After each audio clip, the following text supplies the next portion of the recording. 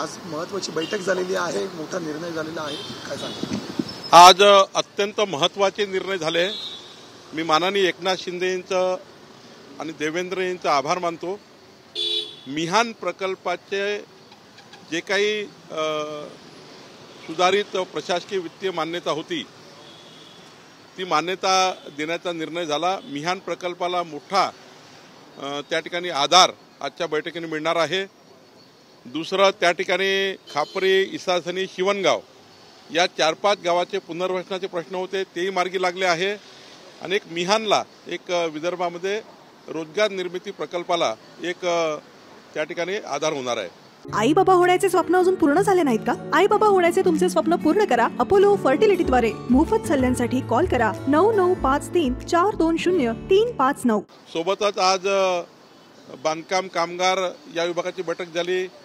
महावितरण, महानिर्मिती आणि महापारेषणचे कंत्राटी कामगार, प्रकल्पग्रस्त त्या ठिकाणी कामगार याकरताही खूप निर्णय झाले।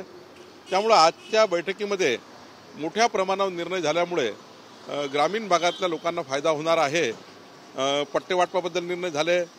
येणाऱ्या काळामध्ये सामाजिक न्याय, आदिवासी भागातल्या गरीब बांधवाला घर देण्याबद्दल निर्णय झाले।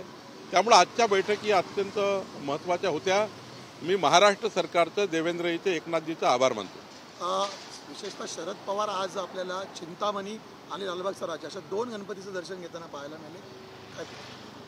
नाही, मला माहिती नाही, पण 40 वर्षानंतर पहिल्यांदा लालबागच्या गणपतीला दर्शनाला शरद पवार साहेब गेले आहे। त्यांनी लालबागच्या महाराजांचे आशीर्वाद घेतले आहे। पण 40 वर्षानंतर याच वर्षी का गेले हाही एक प्रश्न लोकांच्या मनात आहे। शेवटी भक्ती 40 वर्षानंतर त्यांना मला वाटतं चांगला आहे। 40 वर्षानंतर किमान लालबागच्या दर्शनाला शरद पवार साहेब गेले। याला लागूनच 40 वर्षानंतर ते रायगडावर देखील गेले होते। शिवछत्रपतींच्या पुतळ्याचं एवढं मोठं राजकारण केलं, पण लालबाग 40 वर्षानंतर म्हणजे मुख्यमंत्री असताना लालबागला गेल्याचं आठवतंय आणि रायगडावर त्यांनी स्वतःच सांगितलं की मी 40 वर्षानंतर आलो। आता त्यांच्या भक्तीचा प्रश्न आहे, कुणावर काही मला बोलता येणार नाही। कुठल्या परमेश्वराचं दर्शन केव्हा घ्यावं हे त्यांनी निर्णय करायचा असतो। पण ठीक आहे, अनेक वर्षानंतर त्यांना भक्ती आणि श्रद्धा आणि लालबागच्या गणपतीरायाचा आशीर्वाद त्यांना पाहिजे आहे।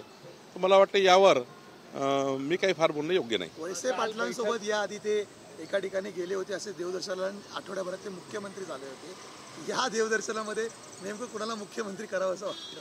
आमच्या समोर मुख्यमंत्री कोण हा प्रश्न नाही। आमच्या समोर प्रश्न आहे केंद्र सरकारच्या 2029 पर्यंतच्या मोदी सरकारच्या योजना आणि महाराष्ट्र सरकारने केलेल्या समाजाच्या कल्याणाच्या योजना या संपूर्ण महाराष्ट्राला पुढचे 5 वर्ष डबल इंजिन सरकारच्या माध्यमातून मिळाव्यात, याकरता महाराष्ट्रात डबल इंजिनचं महायुतीचं सरकार असावं याकरता प्राधान्य आहे। त्यामुळं मला हे माहिती आहे, जर यांचं सरकार आलं, महायुती आणि महाविकास आघाडी आणि काँग्रेसचं, तर साऱ्या योजना बंद करतील, मोदी सरकारच्या योजना बंद करतील, महाराष्ट्राच्या योजना बंद करतील। आज जे निर्णय झाले मोठ्या मोठ्या प्रमाणावर, महिला बालकल्याणचे निर्णय, आदिवासी विभागाचे, समाज कल्याणचे, या निर्णयावर हे लोक स्थगिती देतील, महाराष्ट्राचं नुकसान होईल। एवढंच आज महत्त्वाचं आहे। आम्हाला राज्य हे विकासाकडे न्यायचं आहे आणि त्याकरता काम करायचं आहे। सर, काल रात्री बैठक एक महत्त्वाची पार पडली आणि अर्थात काही दिवसच शिल्लक आहेत आणि त्यामुळं मागच्या वेळी जो तिकीट वाटपाला उशीर झाला होता, जागा वाटपाचा फॉर्म्युला, एक माहिती अशी समोर येते की महायुतीचा सर्वात मोठा पक्ष भाजप आहे आणि कारण 145 ते 150 जागावर दावा जो आहे तो भाजपकडून केला जातोय। काय नेमकं म्हणाल? कारण सर्वाधिक जागा 113 आमदार मित्रपरिषद तुमच्याकडे आहेत। नाही, साधारण ही गोष्ट खरी आहे की भारतीय जनता पार्टी ही सर्वात मोठा पक्ष आहे। आज काही जागा वाटपाचा फॉर्म्युला हा नाही आहे। आग्रह करूनही काही उपयोग नाही आहे। महाराष्ट्राच्या 14 कोटी जनतेच्या भल्याकरता काही जागा आम्ही कॉम्प्रोमाइज करू, त्या करतील, आकड्याचा खेळ नाही आहे। जिंकण्याकरता, जनतेकरता आम्ही लढतो आहे आणि मला वाटतं लवकरच त्याचा निर्णय होईल। कालच्या बैठकीतही भारतीय जनता पक्षाच्या संघटनेने निवडणुका जिंकण्याकरता काय करायला पाहिजे याकरता विचारमंथन झालं। बाकी महायुतीचा विचार, महायुतीची बैठक नव्हतीच, आमच्या पक्षाची बैठक होती। उद्धव ठाकरेंवरती तुम्ही सातत्याने आरोप केला की मुख्यमंत्री पदासाठी त्यांनी युती तोडली। संजय राऊतांकडून सातत्याने महाविकास आघाडीला आवाहन केलं जातं की त्यांचा चेहरा जो आहे ठाकरेंचा तो मुख्यमंत्री म्हणून नेमावा. मात्र आज जयंत पाटील म्हटलेत की जो मुख्यमंत्री आहे तो राष्ट्रवादीचाच होईल. काय एकंदरीत उद्धव ठाकरे मी आपल्याला फारच जाणीवपूर्वक सांगेल, उद्धव ठाकरे हे जेव्हा दिल्लीला गेले तेव्हा ते 2 दिवस थांबून काँग्रेसच्या नेत्यांना भेटले, त्यांच्या घरी गेले, पवारसाहेबांना भेटले, सर्वांकडे जाऊन आले. पण माझी माहिती अशी आहे की उद्धव ठाकरेंना त्यांनी मुख्यमंत्री बनण्याकरता होकार दिला नाही. एका भाषणात तर उद्धव ठाकरेजींना मुख्यमंत्रीपद मागावं लागलं. खरं तर काँग्रेस आणि राष्ट्रवादीनी, शरद पवार गटाने पुन्हा एकदा उद्धव ठाकरेंना मुख्यमंत्री करायचं नाही असा निर्णय बहुतेक घेतला आहे. मला फार माहिती नाही, पण जे काही मला स्मेल येतो आहे त्यांच्या बोलण्यातनं की आता उद्धव ठाकरे यांची उपयुक्तता काँग्रेस आणि राष्ट्रवादीच्या दृष्टीने संपलेली आहे असं मला वाटतं. त्यांनी लोकसभेच्या काळात त्यांची सहानुभूती मिळवण्याचा प्रयत्न केला, पण आता काँग्रेस आणि राष्ट्रवादीला उद्धव ठाकरे मुख्यमंत्री नको आहेत असं दिसत आहे. सर, सुषमा अंधारेंनी एक ट्विट केलेलं आहे. संकेत बावनकुळे तुमचे पुत्र आहेत, कार अपघात घडला होता, मग बावनकुळेंना वेगळा न्याय का असं त्यांनी म्हटलं. नाही, असं म्हणलं की ड्रंक अँड ड्राईव्ह ते होते आणि मद्यप्राशन करून तुमच्या मुलाने गाड्या उडवल्या असा थेट आरोप केला. माझ्या मुलाच्या नावाने ती गाडी आहे आणि पोलिसांनी पूर्ण चौकशी केली पाहिजे. कुणालाही वेगळा न्याय लावू नये आणि पोलीस इन्क्वायरीमध्ये जे जे दोषी असतील त्यावर ती कारवाई केली पाहिजे. मी कुठल्याही पोलीस यंत्रणेशी आतापर्यंत बोललो नाही. त्यांना जे आढळेल CCTVमध्ये किंवा जे काही त्याच्यामध्ये गुन्हा दाखल होईल तो सर्वांसाठी न्यायासारखा असला पाहिजे. कोणी राजकारणाचा असो, कोणी असो. पण मला जे वाटतं पोलिसांनी पूर्ण इन्क्वायरी केली पाहिजे, CCTV सर्व्हेलन्स तपासले पाहिजे आणि योग्य कारवाई केली पाहिजे. सुदैवाने या अपघातामध्ये परमेश्वराच्या कृपेने कोणालाही त्या ठिकाणी जीवितहानी किंवा काही झाली नाही. मी परमेश्वराचे आभार मानतो. पण ॲक्सिडेंट मात्र याची चौकशी झाली पाहिजे असं मला वाटतं. तुम्ही मान्य करताय की अपघात तुमच्याच मुलाच्या गाडीतून झालेला आहे, मात्र त्यांनी दुसरा गंभीर आरोप केलाय की तुमचा मुलगा आहे तो मद्यप्राशन करून होता. नाही, मला याच्यामध्ये तर आता पोलीस इन्क्वायरी करतायत. आता मद्यप्राशनाचा वगैरे आरोप लावणे हे ठीक आहे, त्यांनी लावला आहे, त्यांचा आरोप लावणं काम आहे. पण पोलिसांनी निष्पक्ष इन्क्वायरी केली पाहिजे, स्पष्ट इन्क्वायरी केली पाहिजे असं मला वाटतं. सर, तुमच्या पक्षावर खास करून भाजपवर फोडाफोडीच्या राजकारणाचा कायम आरोप होतो. मात्र आत्ता काही दिवसातले अपडेट कळत आहेत की मग ते धर्माभाऊ आत्राम असतील, त्यांची मुलगी बोलणं असेल, नरेश जोळीच्या संपर्कात पवारांनी राहणं असेल, शरद पवार पुन्हा एकदा घरं फोडताना दिसत आहेत. आरोप तुमच्यावर होतो आणि फोडाफोडी इकडे दिसते.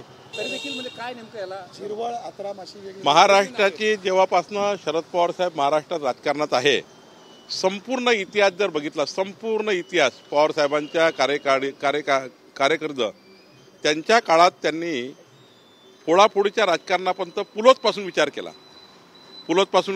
मग काँग्रेसचे 2 भाग झाले, मग काँग्रेसचं विलिनीकरण झालं, मग त्यानंतर सोनिया गांधीला त्या ठिकाणी टीका टिप्पणी करून पवारसाहेब बाहेर निघाले. त्यानंतर उद्धव ठाकरेंना त्यांनी फूस लावली. असे जर तुम्ही 10 प्रसंग घेतले ते पवारसाहेबांच्या नावाने जातात. या राज्यातल्या फोडाफोडीच्या राजकारणाचे जर पहिले 10 प्रकरणं घेतले तर ते शरद पवार साहेबांच्या नावाने जातात.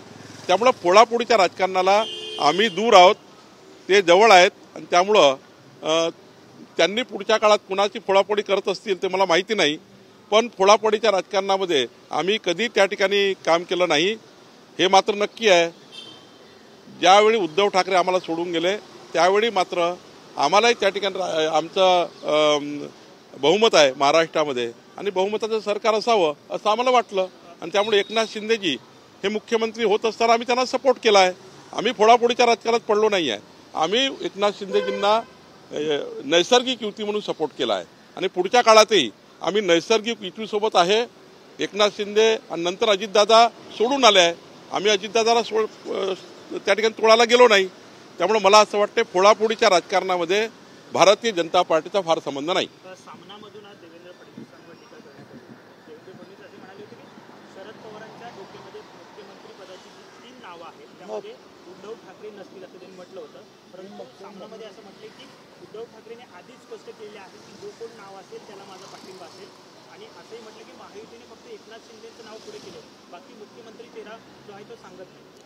मी वारंवार सांगतो आहे की काँग्रेस, राष्ट्रवादी, शरद पवारजी आणि उद्धव ठाकरेजी यामध्ये पवार साहेबांना यावेळी सुप्रिया सुळेजींना मुख्यमंत्री करण्याची योजना असेल असं दिसतं आहे त्यांच्या वक्तव्यावरनं. काँग्रेसमध्ये 4 मुख्यमंत्री पदाचे उमेदवार आहे, उद्धव ठाकरेच आहेत. त्यामुळं महाविकास आघाडीमध्ये प्रचंड रस्सीखेच मुख्यमंत्री पदावर नाही. राहिला प्रश्न आमचे एकनाथ शिंदे जे आज मुख्यमंत्री आहे आणि पुढच्या काळामध्ये निवडणुका झाल्यावर हे तिन्ही नेते बसतील आणि आमचे केंद्रीय नेतृत्व बसेल आणि योग्य निर्णय करेल. पण आज मुख्यमंत्री पदाकरता महायुतीमध्ये काही धुसफूस नाही. मुख्यमंत्र्यांची पदाची धुसफूस हे महाविकास आघाडीमध्ये आहे. मुंबईच्या म्हणजे मराठी विरुद्ध गुजराती हा वाद परत एकदा निर्माण करण्याचा प्रयत्न होतोय. अमित शहा म्हणतायत की मुंबई नाव करण्यामध्ये माझा देखील खूप मोठा वाटा होता. मात्र यावरच संजय राऊत अगदी गुजराती महामंडळ आणि त्यांच्या कार्यक्रमाला कसं जात वगैरे अशा पद्धतीची टीका झाली. याबद्दल नितेश राणेंनी उत्तर दिलं आहे.